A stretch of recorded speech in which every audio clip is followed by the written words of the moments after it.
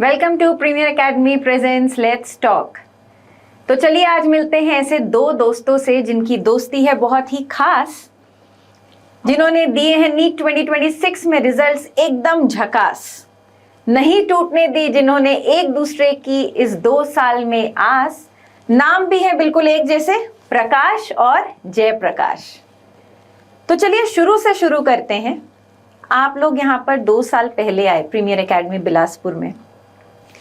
आप हो सारंगढ़ डिस्ट्रिक्ट से, आप हो सक्ती के डिस्ट्रिक्ट से, फिर भी ऐसा क्या हुआ कि आप दोनों अचानक से इतने अच्छे फ्रेंड्स बन गए? क्या ये दोस्ती पहले से थी या धीरे धीरे बनी?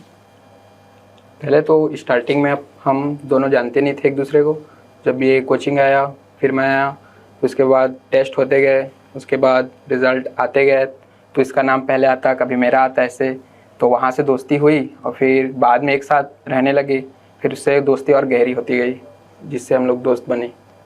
तो पहले किसने दोस्ती की तरफ हाथ बढ़ाया कि वो म्यूचुअल हो गया? बस म्यूचुअल हो गया, साथ में मतलब जानते थे, ऐसे बातचीत होने लगा ग्रुप में एक दूसरे से, फिर साथ साथ पता नहीं चला कब हो गया। ऐसे कब हो गया मतलब प्यार थोड़ी हुआ है, दोस्ती हुई है ना। वही। तो कब ऐसा लाइफ में एक फेज आया कि तुमने सोचा कि तुम्हें डॉक्टर बनना है? पता तो बहुत पहले से था, जैसे बचपन में मम्मी पापा बोलते रहते थे कि बड़ा होकर डॉक्टर बनना, उनका सपना था, मतलब बहुत पहले से था। और मुझे ज़्यादा लगा कि 10th के आसपास जब बायोलॉजी से थोड़ा उस सब्जेक्ट से जानना हुआ तो बायोलॉजी जब अच्छी लगने लगी, बायोलॉजी जब अच्छी लगने लगी, ह्यूमन बॉडी थोड़ा अट्रैक्ट किया, मतलब उसके बारे में पढ़ना, उसके बारे में जानना जब अच्छा लगने लगा तब। तो फैमिली में कोई डॉक्टर है? नहीं, फैमिली में कोई डॉक्टर नहीं, कोई भी नहीं। सो फर्स्ट डॉक्टर्स जो फैमिली को रिप्रेजेंट करने वाले हैं।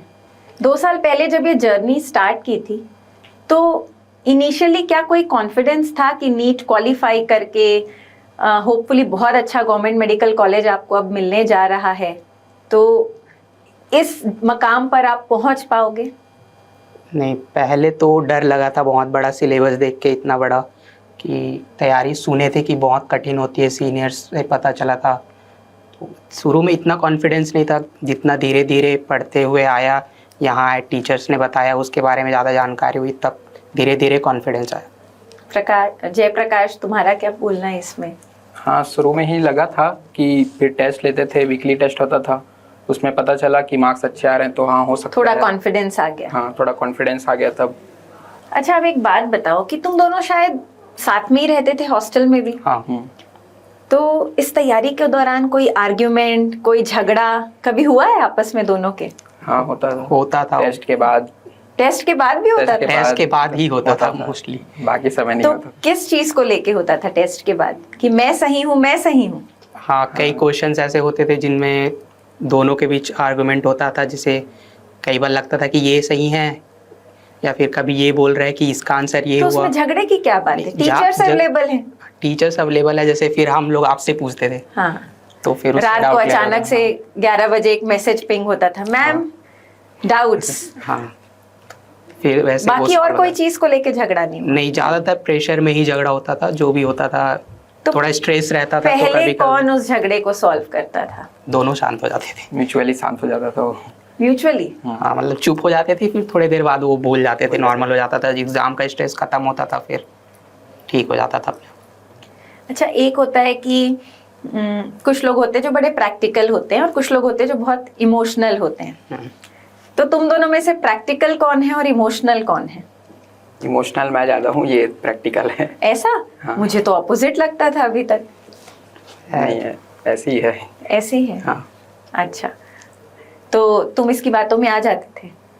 मतलब बातों में आना, मतलब सही अगर ज्ञान दे रहा है तो आना ही पड़ता है।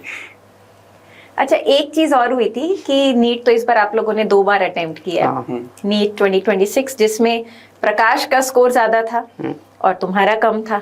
लेकिन जब री नीट हुआ तो थोड़ा सा जयप्रकाश तुम्हारे स्कोर ज्यादा हो गए और तुम्हारे थोड़े इससे कम हो गए रिलेटिवली।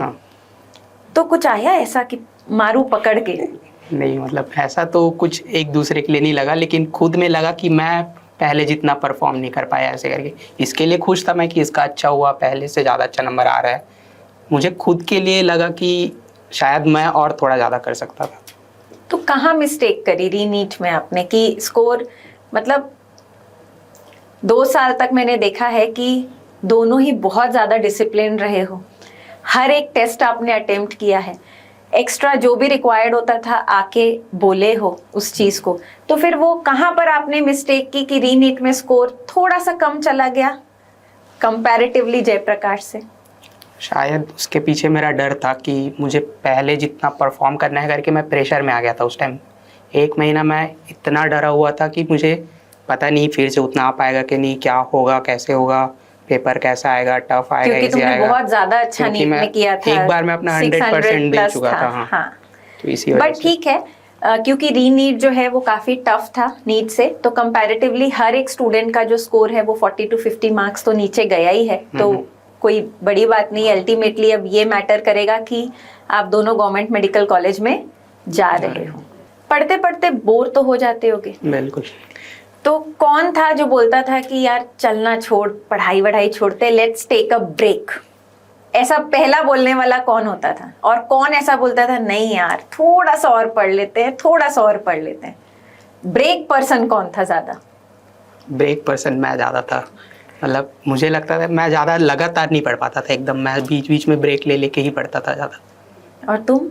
मैं भी ब्रेक लेता था लेकिन इससे कम लेता था थोड़ा, लेकिन पढ़ते पढ़ते मतलब कुछ टॉपिक्स है, एक टॉपिक और कर लेते हैं, ऐसे करके पुश करते थे अपने आप को।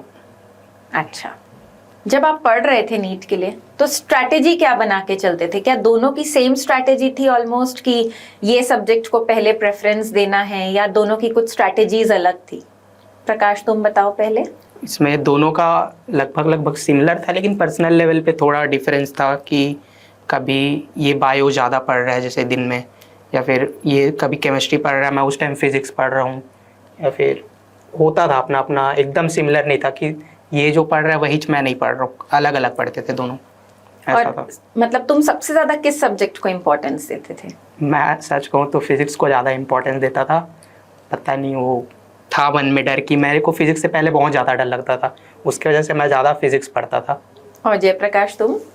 इम्पोर्टेंस की बात करें तो बायो को ज़्यादा इम्पोर्टेंस देता था मैं, क्योंकि 50% वेटेज उसी का है, तो फिर उसको ज़्यादा पढ़ता था।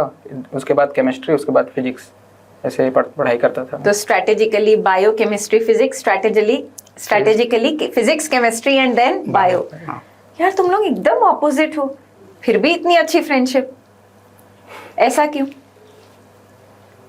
मतलब फ्रेंडशिप मतलब खाली बस स्टडी से ही नहीं, ऐसे मतलब पर्सनल फ्रेंडशिप है, ऐसे उससे पढ़ाई से थोड़ा हटके, ऐसे नहीं कि पढ़ाई के पर्पज से ही फ्रेंड्स हैं हम लोग। एक दूसरे को सपोर्ट बहुत दिया तुम लोगों ने 2 साल। प्रकाश, जैसे तुमने बोला कि तुमको पहले बहुत ज्यादा डर लगता था फिजिक्स से, तो फिर जब आप प्रीमियर एकेडमी बिलासपुर आए तो ऐसा क्या स्ट्रैटेजी में चेंज टीचर्स ने आपको हेल्प करके करवाया कि धीरे धीरे वो इम्प्रूवमेंट आपको बहुत ज्यादा दिखा और आपका इंटरेस्ट और ज्यादा बढ़ गया? शायद वो पढ़ने का तरीका था फिजिक्स को। पहले मैं फिजिक्स को या तो कहीं से भी लेक्चर उठा के रैंडम पढ़ता था। यहाँ आने के बाद एक सिस्टमेटिक वे में टीचर्स ने बताया कि कौन से टॉपिक्स ज़्यादा इम्पॉर्टेंट है, कौन, जैसे अविनाश सर थे हमारे यहाँ फिजिक्स के फैकल्टी जो हैं, उन्होंने बताया कि इम्पॉर्टेंट टॉपिक्स, इम्पॉर्टेंट चैप्टर्स को पहले करो, जिससे कि मेजर चैप्टर्स कवर हो जाएं, जहाँ से ज़्यादा क्वेश्चंस आते हैं, जैसे कि मॉडर्न फिजिक्स हो गए हैं और इलेक्ट्रोडायनेमिक्स हो गया, ये सब जो चैप्टर्स हैं उनको पहले कराएं, ताकि इम्पॉर्टेंट चैप्टर ज़्यादा जल्दी कवर हो और उनको ज़्यादा प्रैक्टिस का टाइम मिले। तो उससे धीरे धीरे जिन चैप्टर से ज़्यादा डर लगता था वो डर ख़त्म होते गया, और फिर टेस्ट में स्कोर इम्प्रूव हुआ तो कॉन्फिडेंस बढ़ता गया अंदर में। तो ये बात तो बिल्कुल सही है कि हर एक स्टूडेंट्स को ये चीज़ सीखनी चाहिए कि हमको कभी भी कोई भी चीज़ रैंडम नहीं पढ़नी है कि यहाँ से लेक्चर उठाया, कभी ऑनलाइन देख लिया, कभी कुछ कर लिया, ऐसे में कभी भी स्कोर इम्प्रूव नहीं होगा। जो भी पढ़ना है स्ट्रैटेजी वाइज पढ़िए, वेटेज वाइज पढ़िए। आप बहुत से बच्चे हैं जो फिजिक्स में जैसे मैकेनिक्स को बहुत ज़्यादा इम्पोर्टेंस दे के पढ़ते हैं, बट ये भी हम जानते हैं कि मैकेनिक्स बहुत टफ है। तो जैसे प्रकाश ने बताया कि वो उन टॉपिक्स पे ज़्यादा फोकस किया, इलेक्ट्रोडायनेमिक्स, इलेक्ट्रोस्टैट्स, मॉडर्न फिजिक्स, जो इजी भी है फिजिक्स में और बहुत ज़्यादा स्कोरिंग भी है, प्लस रेगुलर टेस्ट, तो उससे जो कॉन्फिडेंस आता है हर एक बच्चे को, वो ही एक्चुअली में मार्क्स को इम्प्रूव कर सकता है। जयप्रकाश, फिजिक्स की स्ट्रैटेजी तो उसने बताई, बायो तो देखिए कोई दो राय नहीं है कि वो हमको करना ही है, बिना उसके तो आप कभी कोई कट ऑफ नीट में क्लियर कर ही नहीं सकते। लेकिन फिजिक्स की जैसे स्ट्रैटेजी है, क्या केमिस्ट्री की वैसे कोई स्ट्रैटेजी थी तुम्हारे में नीट के प्रिपरेशन के दौरान? बिल्कुल स्ट्रैटेजी थी केमिस्ट्री की भी। उसमें टीचर्स क्लास नोट्स प्रोवाइड करते थे, उसको पढ़ता था, फिर उसमें क्वेश्चन है उसको लगा लेते थे, फिर एनसीईआरटी के सॉल्व एग्जाम्पल्स, एक्सरसाइज, ये सब लगाने के बाद वो चैप्टर मजबूत हो जाता था। फिर उसके बाद मॉक टेस्ट आता था, तब उसमें से गलत हो जाता कोई क्वेश्चन उस चैप्टर से, तो उसको फिर से वापस आके रिवाइज करते थे नोट से, फिर उसके क्वेश्चंस लगा लेते थे, फिर वो टॉपिक स्ट्रांग हो जाता था। तो इस तरह से कॉन्फिडेंस बढ़ता गया उस टॉपिक पे, उस चैप्टर पे। तो इस प्रिपरेशन के दौरान इस एक साल में कितने आपने टेस्ट दिए, भले वो वीकली टेस्ट हो, मॉक टेस्ट हो या ऑल इंडिया टेस्ट हो, ऑलमोस्ट कितने टेस्ट दिए? वीकली, ऑल इंडिया और मेजर टेस्ट मिला के वो तो 100 से पार चला गया होगा टोटल। यानी कि ऑन एन एवरेज अगर हम एक वीक की बात करें तो आपने 2 से 3 टेस्ट मिनिमम अटेम्प्ट किए हैं। ऑब्वियसली इनिशियली हम थोड़े कम लेते हैं, लेकिन जब सिलेबस हो जाता है जनवरी, फरवरी, मार्च, अप्रैल, तो उस समय जो टेस्ट होते हैं ऑन अ डेली बेसिस होते हैं, ऑलमोस्ट 70 to 80 टेस्ट का कंडक्शन इस 2-3 मंथ में होता है, वो भी जिसमें से 20 to 30 आपके पार्ट टेस्ट होते हैं और बाकी 50 to 60 फुल टेस्ट होते हैं, जिससे कि डेफिनेटली स्कोर में एक इम्प्रूवमेंट मिलता ही मिलता है।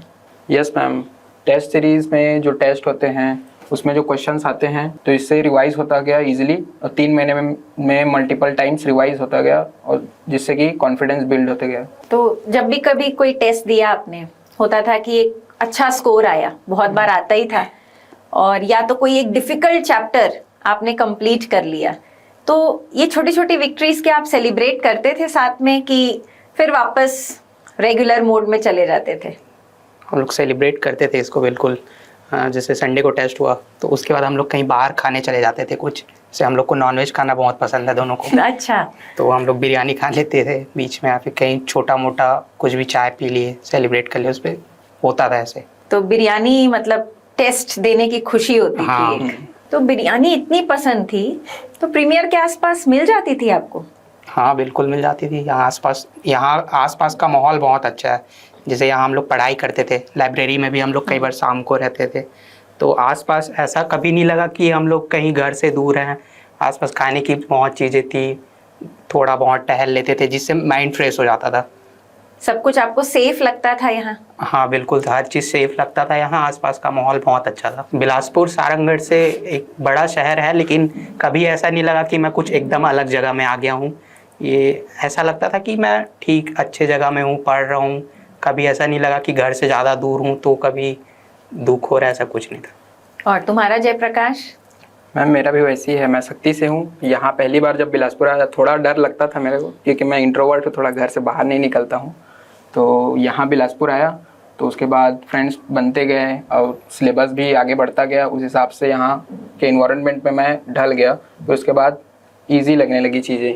अब जब गवर्नमेंट मेडिकल कॉलेज पहुँच जाओगे तो फाइनली अपने आप को कहाँ देखते हो आप लोग? मतलब एक होता है कि हाँ हमें डॉक्टर तो अब बन ही रहे हो, लेकिन बहुत से लोगों ने सोचा होता है कि हमको किसी को रेडियोलॉजिस्ट बनना होता है, किसी को कार्डियोलॉजिस्ट बनना होता है, किसी को गायनेक बनना होता है, किसी को पीडिया लेना होता है।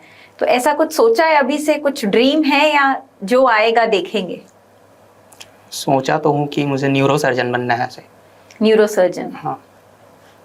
अभी तो मैंने नहीं सोचा है कुछ, क्योंकि ऑलरेडी तुम उस तकलीफ को, हाँ मैं उसको झेल चुका हूँ, उस तकलीफ से जा रहे हो, मुझे पता है, इसलिए आपको लगता होगा कि मैं खुद का भी इलाज करूं और दूसरे का भी करूं।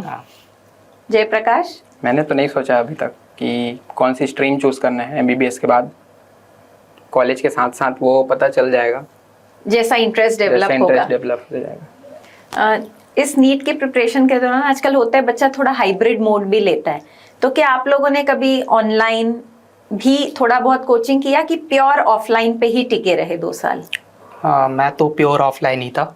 जो भी डाउट्स होते थे मैं यहीं सर से आके पूछ लेता था ऑफलाइन ही। ऑनलाइन का कभी ना यूज़ किया नहीं मैं।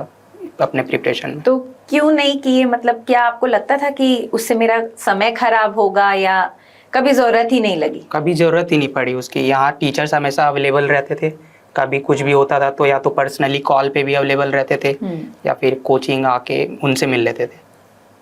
हाँ, ये बात बहुत अच्छी होती है। देखिए कि जब हम अपने घर के आसपास कोचिंग करते हैं, जो स्टूडेंट्स हैं उनके साथ साथ पेरेंट्स भी इतने ज़्यादा इंटरैक्टिव रहते हैं कि जो टीचर पढ़ा रहा है वो रात के 11-12 बजे तक भी बच्चों के लिए अवेलेबल रहता है, इन केस उनको कोई डाउट हो या कोई भी परेशानी जाए।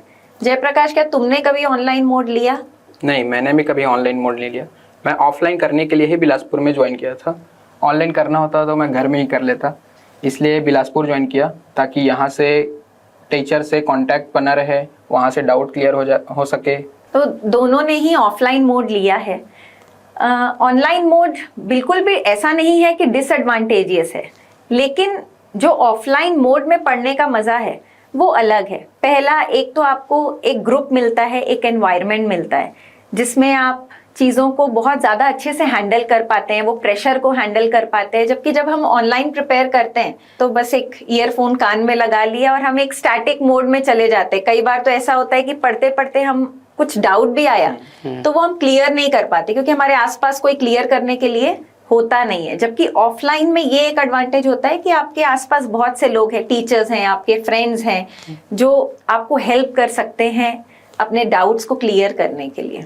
हाँ मैम, बिल्कुल सही बात है, क्योंकि ऑफलाइन में जो आपका टाइम टेबल है वो कोचिंग डिसाइड करता है, आपको कोचिंग के हिसाब से चलना होता है। और ऑनलाइन में क्या होता है कि कई बार हम उठते हैं, आप मन किया तो पढ़ रहे हैं, नहीं तो नहीं पढ़ रहे हैं, क्योंकि वहाँ हम अकेले होते हैं। और लेकिन ऑफलाइन में हमें कि क्लास जाना है, उसका शेड्यूल फिक्स होता है, एक डिसिप्लिन एनवायरनमेंट होता है। आसपास के लोगों को देखते हैं तो पता चलता है कि हाँ वो क्या कर रहे हैं, तो उनको देख के हमको मोटिवेशन मिलता है। तो इससे ऑफलाइन एक बेटर चॉइस हो जाता है ऑनलाइन के मुकाबले। अभी तो आप लोगों ने अच्छे से प्रिपेयर किया है 1-2 साल नीट के लिए, पर अगर बहुत सारी होते हैं कि हम जब प्रिपेयर करते हैं तो हमको समझ में आता है कि काश हम इस चीज़ को ऐसा किए होते तो आज हमारा रिजल्ट और ज़्यादा अच्छा होता। तो अगर मैं आपको वापस रिवाइंड डे 1 में ले जाऊं तो ऐसी कौन सी चीज़ है आप अलग करोगे, उसके बारे में स्टूडेंट्स को बताओ जो एस्पिरेंट्स हैं आगे आने वाले। कोई चीज़ अलग करोगे कि जो किया वो अच्छा किया? मैक्सिमम चीज़ें तो अच्छी ही की हैं, शायद कुछ चीज़ें होती जो मैं अलग करता, जैसे बायो को और ज़्यादा रिवाइज करता, शायद एनसीईआरटी 1-2 बार और ज़्यादा पढ़ लेता, जिससे और कॉन्फिडेंस आता एग्जाम में। बायो तो मेजॉरिटी जो क्वेश्चन है 50% आपका सिलेबस बायोलॉजी है और इजी भी है स्कोर करना। 360 में 360 लाना बहुत इजी है बायो में। तो डेफिनेटली ये एक चीज तो तुम आई थिंक कर सकते थे, अगर आप और ज्यादा रिवाइज करते तो शायद स्कोर और बढ़ सकता था। वही रिवीजन ही करता अगर और मतलब पिछले जाना होता तो, और फिर बाकी तो वही सेम था। अपार्ट फ्रॉम कोचिंग आप लोग हॉस्टल में रहे हो, यहाँ जो भी थोड़ा बहुत जैसे आउटिंग करते थे, थोड़ी थोड़ी छोटी छोटी विक्ट्रीज सेलिब्रेट करते थे, तो ओवरऑल क्या एक्सपेंस पड़ जाता था? इट इज़ वेरी एक्सपेंसिव, क्योंकि आजकल हम सुनते हैं बहुत से लोगों को कि ऑफलाइन एक्सपेंसिव है इसीलिए ऑनलाइन कर लो। भले ऑनलाइन मोड का वो एक बार डिसएडवांटेज नहीं समझना चाहते, तो कितना एक्सपेंस आ जाता था? तो ना ज़्यादा भी एक्सपेंसिव नहीं था, जैसे हॉस्टल यहाँ अफोर्डेबल प्राइस में मिल जाते थे। आसपास बहुत सारे हॉस्टल हैं जो बहुत रीज़नेबल प्राइस में अवेलेबल हैं, और फूड भी उनमें अच्छा ही होता था खाने लायक। और रही बात बाहर आउटिंग की, वो तो वीक में 1-2 बार हो रहा है, तो उस पे ज़्यादा एक्सपेंस नहीं होता था, इतना मैनेजेबल था सब। इस नीट की जर्नी को अगर आपको एक वर्ड में डिफाइन करना है तो आपके लिए वो एक वर्ड क्या होगा?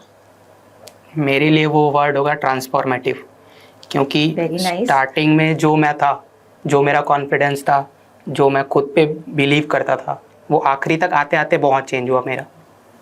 और मेरे लिए curiosity, That's also very nice.